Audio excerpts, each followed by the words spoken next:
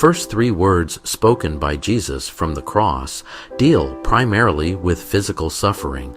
We hear a plea for forgiveness, an act of mercy, and a moment of tender concern.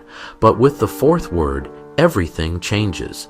A far deeper agony surfaces, a pain not of the body, but of the soul. In the moment, Jesus utters, my God, why have you forsaken me?" He enters into the heart of moral and spiritual suffering, the kind of pain that wounds more deeply than any nail or thorn. Fulton Sheen points out that while physical suffering can cripple the body, moral suffering breaks the heart. The innocent suffer not only outwardly, but inwardly in the places others cannot see. And in this fourth word, Jesus claims that suffering too.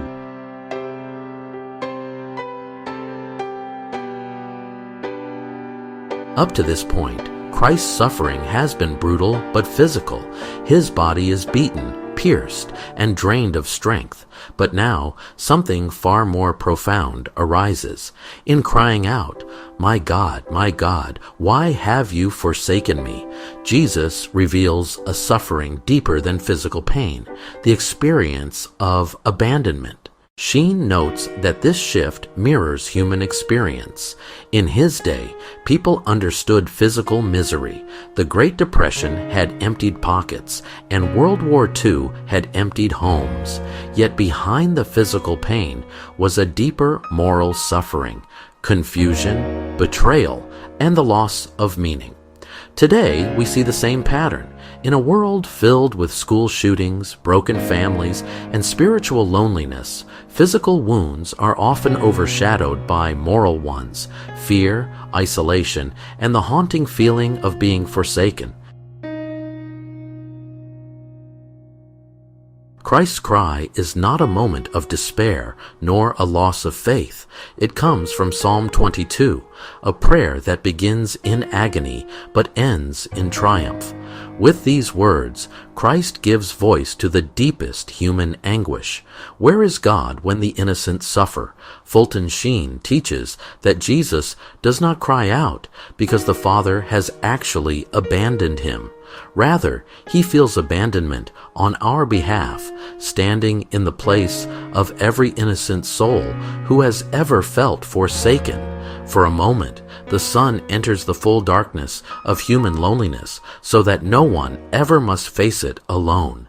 In Sheen's time, that cry resonated with millions displaced by war and economic collapse. In our time, it echoes in the hearts of refugees, victims of violence, children battling illness, and anyone who feels unnoticed or unheard. Through the fourth word, Christ shows the world that the greatest suffering is moral, not physical. Innocent people often feel confusion, fear, and silence from those who should protect or understand them. They may not bleed, but they break. Sheen insists that innocent suffering is not meaningless. Jesus himself, sinless and perfect, experiences not only physical pain but the torment of spiritual abandonment. He enters the darkest place any human soul can go, showing that the innocent are not alone in their suffering. Christ stands with the innocent. During Sheen's era, innocent suffering was everywhere, especially among families who lost loved ones or endured discrimination. Today, the innocent continue to suffer morally through abuse, exploitation, digital isolation, and emotional neglect. The cry of the fourth word speaks directly to this modern experience. Moral suffering becomes redemptive. Sheen argues that suffering unites humanity with Christ, but especially moral suffering. When the innocent experience heartbreak, betrayal, or spiritual desolation and offer it to God, it becomes a powerful act of love. Christ's why on the cross is not rebellion, it is intercession. He asks the question for every suffering soul, and by doing so, he transforms the question into a pathway toward redemption. In Sheen's time, families offered their grief during World War II for the hope of peace and restoration. Today, caregivers, parents, first responders, and countless others turn their burdens into silent sacrifices that change the world around them. Fulton Sheen was not content with private spirituality. He challenged society itself. He insisted that Christians confront not only physical hunger, but also the moral wounds inflicted by unjust systems. Many cry out, my God, why have you forsaken me?" Because society has abandoned them long before God ever could. Betrayed by institutions, exploited by systems, or ignored by the comfortable, the innocent suffer due to sins that are social, not individual. Sheen condemned labor exploitation, racism, and indifferent economics in his day. Today, moral suffering is intensified by institutional mistrust, widening inequality, digital addiction, and the breakdown of the family. Christ's cry calls us to stand with the abandoned and to address the causes of their abandonment. A godless society deepens moral suffering. Sheen warned that when a society removes God, moral suffering becomes unbearable. Without a divine framework, suffering appears meaningless, random, and cruel. In Sheen's time, secular ideologies promised utopia but ended in oppression. Today, secularism leaves people spiritually adrift, searching for meaning in individualism, materialism, and technology. The cry, "Why?" grows louder in a society that no longer knows where to turn for answers. Christ's fourth word shows that even when God feels distant, he is closer than ever. But a godless culture cannot hear that truth. Hope, hidden within the fourth word. Psalm 22 ends not with despair, but with hope. So does the fourth word.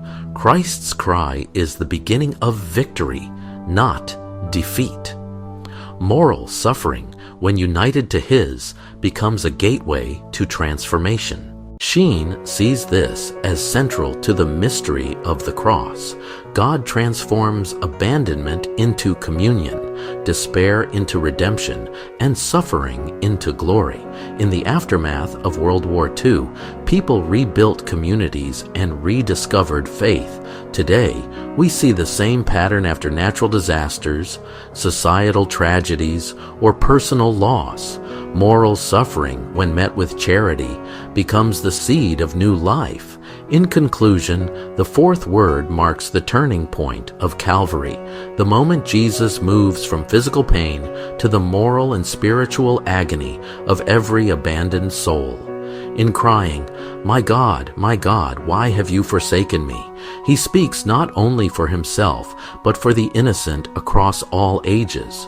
Fulton Sheen teaches that this cry explains the deepest suffering the world knows. It challenges believers to recognize and comfort those who carry hidden wounds, moral wounds, spiritual wounds, wounds inflicted not by bodies, but by hearts. Christ embraces all these wounds, so the innocent might never suffer alone, and his cry becomes a call for us to enter the world's pain with compassion, justice, and hope. It's time for the conversation that ties it all together. If you're in a group, now's the perfect time to grab your review questions and jump right into some awesome discussion. Share your thoughts, ask questions, and let's see what wisdom everyone brings to the table. The real magic happens when we learn from each other.